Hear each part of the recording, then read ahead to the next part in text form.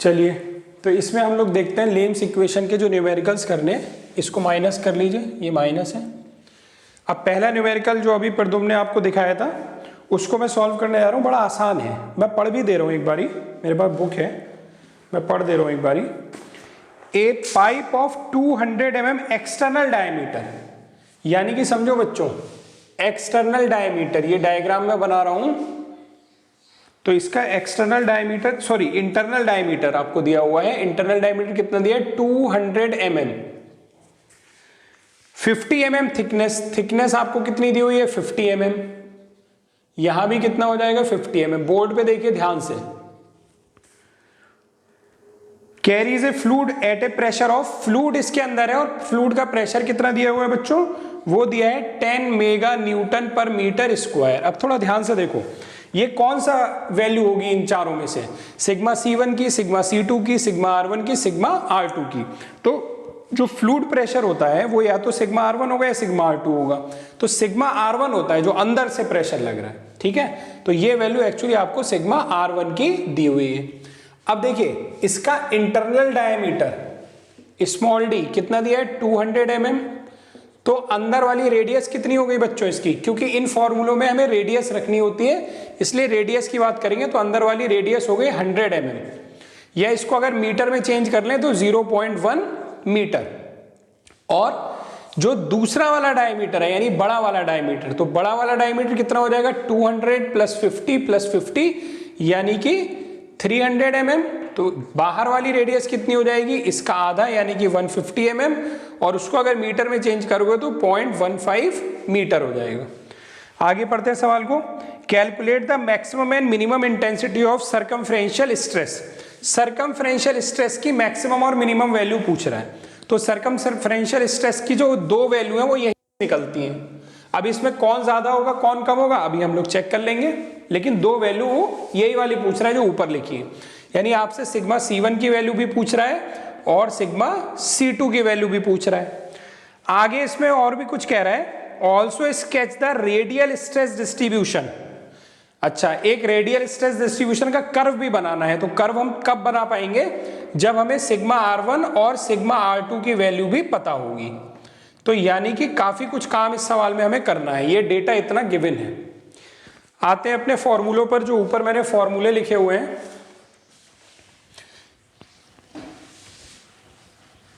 ये मेरी live class भी चल रही है और यूट्यूब रिकॉर्डिंग भी चल रही है, दोनों साथ साथ चल रहा है। हाँ भाई बच्चों, जो हमारी लाइव क्लास में है वो बताइए, यहां तक कोई डाउट है किसी को? एक बारी मुझे जरा लिख के भेज दीजिए, चैट पे लिख के भेज दीजिए। सबको साउंड और वीडियो ओके है?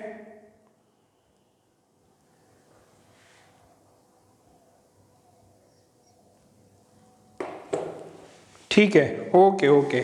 ब्रजेश, असस, सिद्धार्थ ओके। शिवम का आया था, वीडियो क्लियर नहीं है, अब आ गया है, लग रहा है क्लियर। अब चलो देखो जल्दी से, सिग्मा C1 हमें चाहिए, तो सिग्मा C1 की वैल्यू तो दी नहीं है, तो सिग्मा C1 वाले में मैं कुछ नहीं कर सकता। अच्छा, सिग्मा R1 दिया है क्या? तो जो इंटरनल फ्लूइड प्रेशर होता है वही सिग्मा R1 होता है, तो सिग्मा R1 वाली इक्वेशन का मैं यूज कर सकता हूं। तो सिग्मा R1 वाली इक्वेशन का यूज कर रहा हूं बच्चों, जरा ध्यान से देखिएगा कैसे यूज हो रहा है इस इक्वेशन का। सिग्मा R1 की जगह पुट करूंगा 10 = B मालूम नहीं है, R1 की जगह यूज करूंगा 0.1 मीटर माइनस A, और यहां पर मैंने यूनिट जो है वो चेंज की इसलिए नहीं क्योंकि मेगा न्यूटन पर मीटर स्क्वायर है। अच्छा ठीक है, मेगा न्यूटन पर मीटर स्क्वायर। एक काम करते हैं कि इसको mm में लिख लेते हैं, 100 mm का स्क्वायर, और ये 10 मेगा न्यूटन पर मीटर स्क्वायर है। तो इसको अगर हम लोग चेंज करेंगे तो वो ऊपर भी 10 की पावर 6 आ जाएगा और नीचे भी 10 की पावर 6 आ जाएगा, तो कैंसिल होके 10 ही बचेगा। तो यहां से देखो A और B में एक इक्वेशन आ गई, इक्वेशन 1। अभी देखिए, क्या हमें सिग्मा R2 मालूम है? बिल्कुल मालूम है। मैंने अभी कहा ना कि अगर सिग्मा R2 उसने नहीं दे रखा है या उसकी बात नहीं की है, तो सिग्मा R2 की वैल्यू हम लोग कितनी लेंगे बच्चों? 0 लेंगे, यानी sigma R2 is actually 0 in this question. तो सिग्मा R2 का ये वाला फॉर्मूला है। अब इसको यूज करता हूं मैं, तो यहां पर रखता हूं 0, b अपॉन r2 की वैल्यू कितनी है 150 का square minus a, equation number 2। आप बहुत ध्यान से देखो, a और b में दो साइमल्टेनियस इक्वेशन बन गई, इनको हम चाहें तो कैलकुलेटर से सॉल्व कर सकते हैं। तो जल्दी से आप लोग 1 मिनट का समय लीजिए और मुझे सॉल्व करके a और b की वैल्यू बताइए जल्दी से। हाँ बच्चों, तो यहां पर क्या है, आपको अब a की वैल्यू आ गई 8, तो यहां रख दो 8, b की वैल्यू आ गई 180 1230 और R1 की वैल्यू कितनी थी बच्चों हमारे पास 100, तो R1 की जगह रख दो 100। तो क्या सिग्मा C1 आ जाएगा कि नहीं आ जाएगा? इसी तरह यहां पर आ जाइए आप, B की वैल्यू मालूम है, A की वैल्यू मालूम है और R2 की वैल्यू मालूम है 150, तो सिग्मा C2 आ जाएगा। हमें यही दोनों वैल्यू चाहिए थी। जल्दी से निकालो तुम लोग, बहुत जल्दी से निकालो, मैं भी करता हूं यहां पर। Sigma C1 is equal to 180 1230 upon R1 square यानी 100 स्क्वायर यानी 8, और सिग्मा C2 की वैल्यू आ जाएगी 180 123 अपॉन 150 का स्क्वायर प्लस 8। तो कैलकुलेटर से कैलकुलेट कर लेते हैं जल्दी से इसको। 26 एंड 16, वेरी गुड। ये आ रहा है 26 न्यूटन पर mm स्क्वायर और ये आ रहा है 16, है ना, यस, न्यूटन पर mm स्क्वायर। सब लोग चेक करो जल्दी से।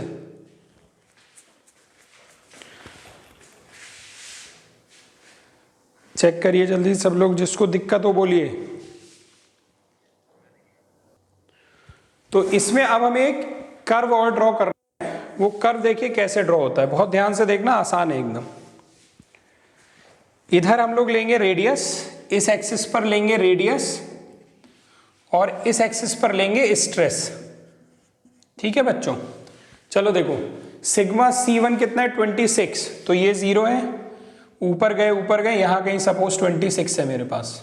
सिग्मा C2 कितना है 16, ऊपर गए सपोज यहां कहीं मेरे पास 16 है।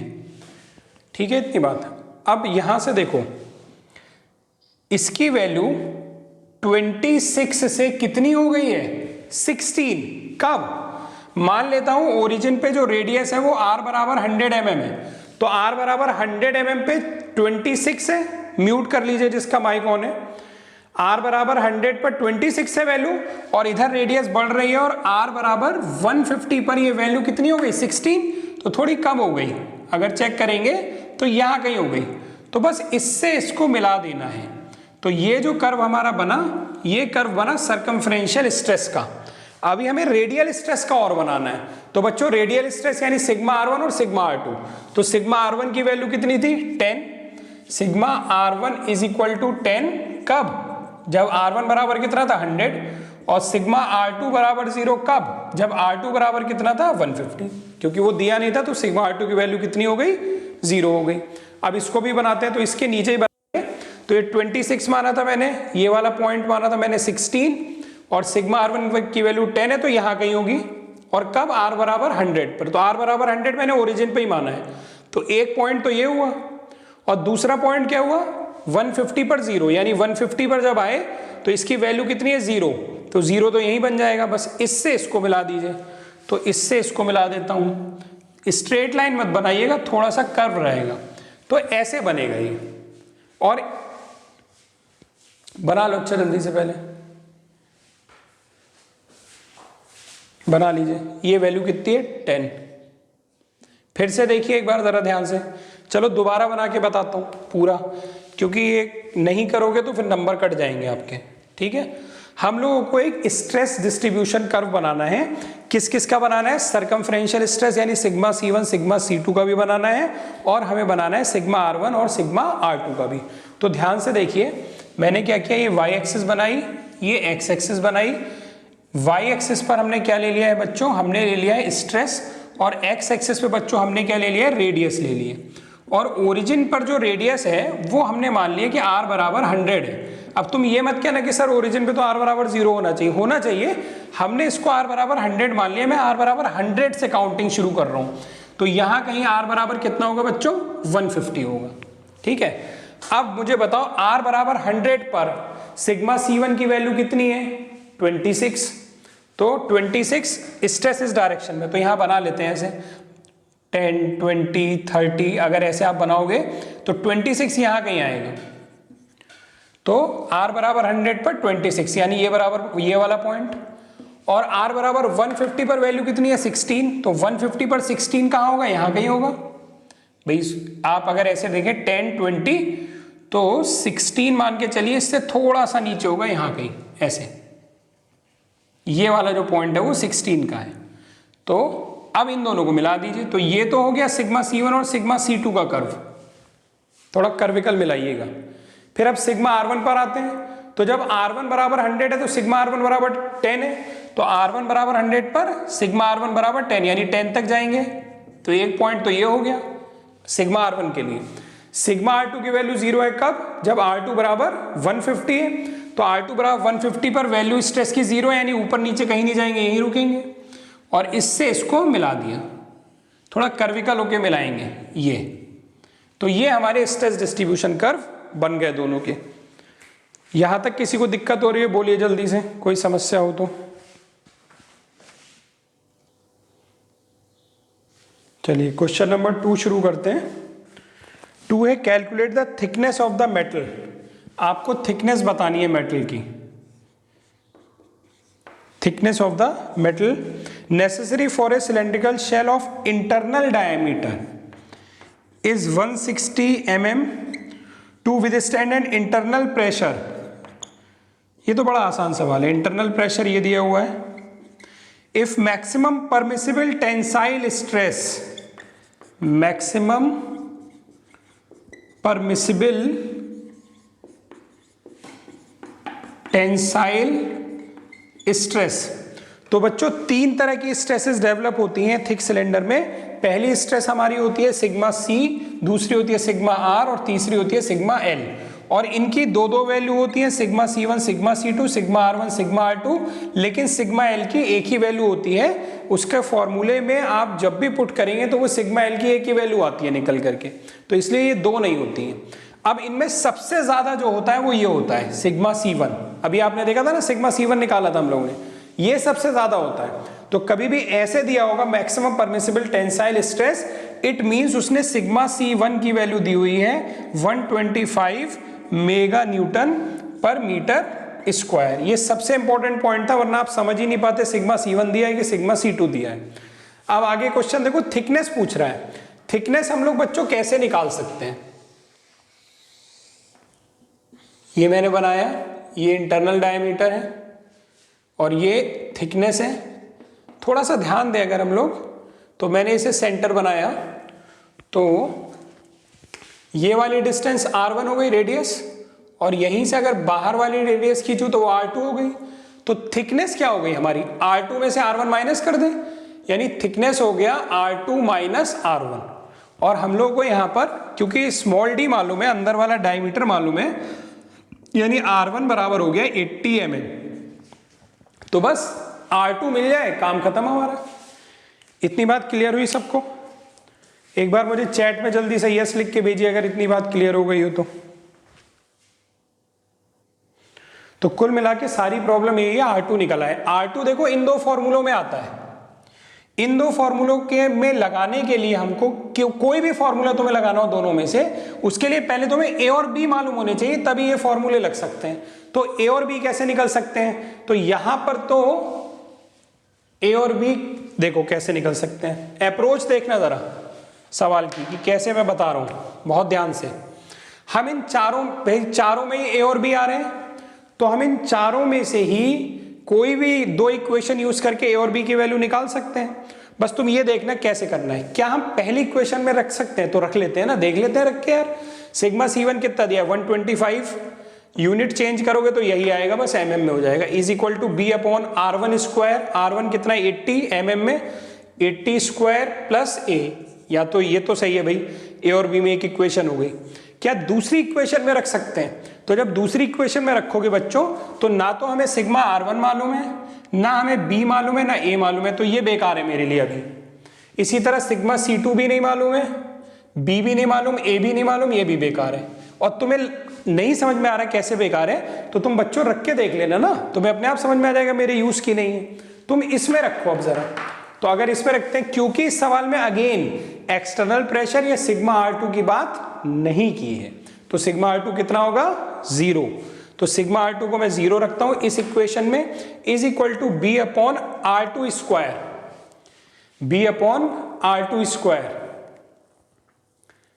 बी अपॉन R2 स्क्वायर कैसे निकलेगा भाई जरा, R2 स्क्वायर तो यहां से भी नहीं आए क्योंकि R2 हम लोगों को नहीं पता है और हमें पता है केवल, अच्छा ठीक है 1 मिनट रुकिए जरा, हाँ 1 मिनट रुकिए जरा,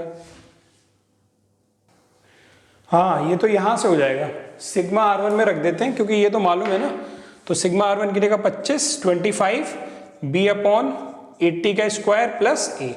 इक्वेशन नंबर 2, यहां से ए बी में 2 इक्वेशन आ गई, इनको हम लोग सॉल्व कर लेंगे जैसे मैंने अभी सॉल्व करना सिखाया था। तो जरा मुझे बताइए कि बी और ए की वैल्यू कितनी कितनी आ रही है, जल्दी से सॉल्व करिए, देखिए कितनी आ रही है। यहां माइनस कर लेना भाई और फिर दोनों इक्वेशन को साइमल्टेनियसली सॉल्व करोगे तो ए और बी की वैल्यू ये आएंगी। अब ध्यान से देखो सब लोग जरा, जब हमें ए और बी मालूम है और सारा मुद्दा था कि किसी तरह R2 निकाल लें, तो ए और बी को उठा करके किस में रख दें, इसमें रख दो, इस वाले में रख दो, क्योंकि भाई इन्हीं दोनों से काम होगा R2 निकालने के लिए, क्योंकि R2 या तो इसमें है या इसमें है। सिग्मा C2 मालूम नहीं है लेकिन सिग्मा R2 तो मालूम है ना, कितना 0, तो सिग्मा R2 रख दो, बी रख दो, ए रख दो, यहां से R2 कैलकुलेट हो जाएगा। करिए जल्दी से, कैलकुलेट करके बताइए जल्दी। तो इसमें बच्चों जो आंसर आएगा रखने पर ए बी और सिग्मा R2 की वैल्यू R2 बराबर 98 आएगा। सब लोग बोर्ड पे देखिए, थिकनेस पूछी थी तो थिकनेस कितनी हो गई 98 माइनस R1 कितना था बच्चों 80 था, तो 80 हो गया, यानी आंसर आ गया हमारा 18 mm। कोई डाउट हो बोलो जल्दी से। ये वीडियो लाइव और रिकॉर्डिंग दोनों चल रहा है तो दोनों ही आपको मिल जाएगा।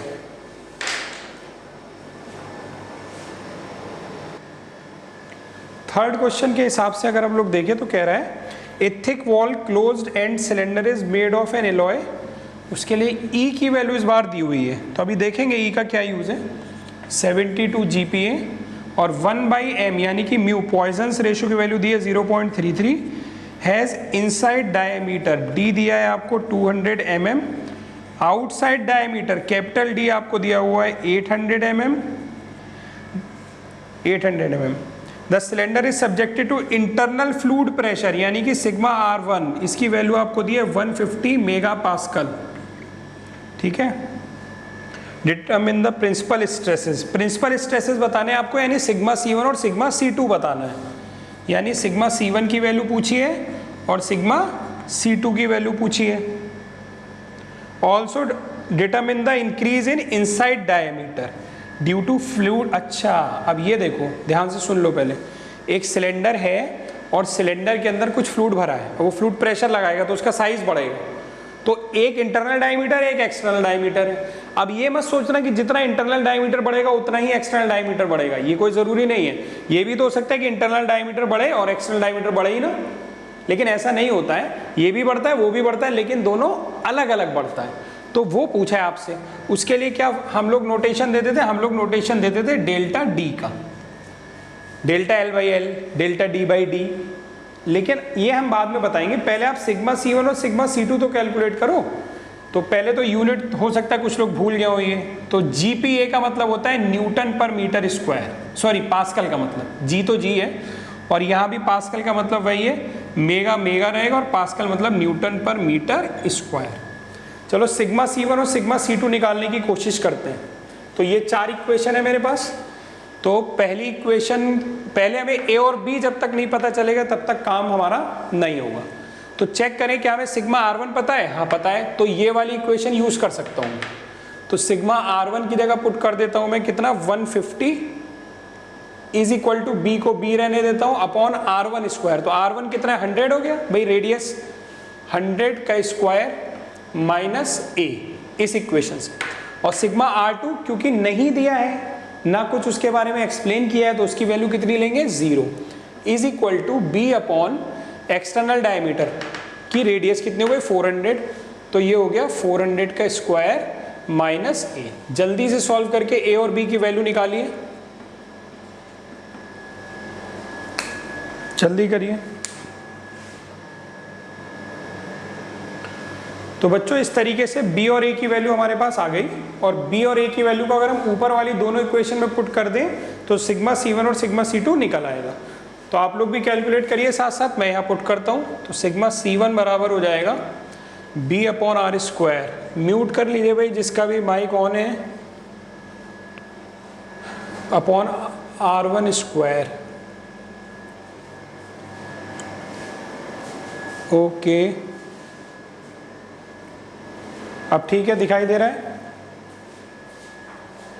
ठीक है, तो ये हो गया b upon R1 square. R1 कितना है? 100 का स्क्वायर, और प्लस a कितना है? 10। ये सिग्मा C1।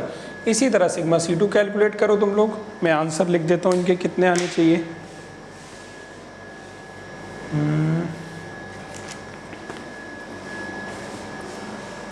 सिग्मा C1 170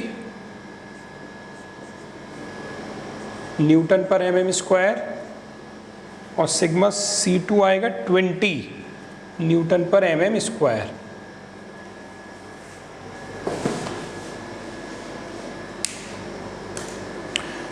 ठीक है बच्चों, आंसर मैच हुए? हाँ, तो हमने ये स्ट्रेसेस निकाल ली, पहला काम खत्म हो गया। आगे हम लोग को डेल्टा डी निकालना है। तो अब बच्चों ध्यान रखो, जब भी तुमसे डेल्टा डी पूछे यानी चेंज इन डायमीटर, या डेल्टा एल पूछे, या डेल्टा वी पूछे चेंज इन वॉल्यूम, या एक चीज और पूछ सकता है delta T change in thickness, तो थिकनेस के लिए फॉर्मूला यूज करेंगे delta D two minus delta D one upon two. अभी मैं बताऊंगा ये कैसे आया।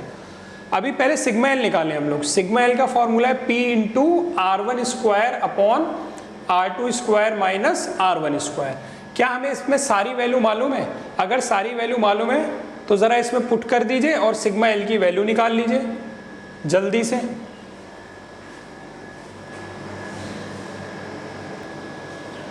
तो बोर्ड पर मैंने 3 फॉर्मूले लिखे हैं, डेल्टा एल बाई एल के, डेल्टा डी बाई डी के, डेल्टा वी बाई वी के, और ये चेंज इन थिकनेस का। आपसे इस सवाल में जो है सबसे पहले वो डायमीटर का चेंज पूछ रहा है, लेकिन कौन से डायमीटर का चेंज पूछ रहा है? वो पूछ रहा है इनसाइड डायमीटर का। और इनसाइड डायमीटर का चेंज का मतलब हमको निकालना है delta D by D one inside वाले का, क्योंकि डायमीटर 2 है ना, तो ये भी delta D one by D two, ये 2 होंगे। देखना भी मैं क्या बात कह रहा हूँ। जब हम इनसाइड डायमीटर की बात करेंगे तो delta D by D one, और वो फॉर्मूले में क्या चेंज होगा उसको ध्यान से देखो। वो फॉर्मूला हो जाएगा sigma C1 plus mu sigma R1 minus sigma L। Sigma L constant रहता है, उसमें 1 2 नहीं होता, उसकी वैल्यू वही रहती है। यहाँ से आप देखो, आपको 1 मालूम है, आपको E मालूम है, सिग्मा C1 अभी निकाला था, म्यू सवाल में दिया है, सिग्मा R1 मालूम है, सिग्मा L अभी निकाला था, और ये जो डायमीटर D1 है ये आपके सवाल में दिया था। तो ये पूरा निकालने के बाद ध्यान से सुनते रहना, अगर हम ये डायमीटर नीचे वाला उसमें D1 मल्टीप्लाई कर देंगे तो डेल्टा D1 आ जाएगा कि नहीं आ जाएगा? जरा चैट में लिख के बताएं अगर इतनी बात समझ में आई है तो। चैट में यस लिख के बताएं जल्दी से।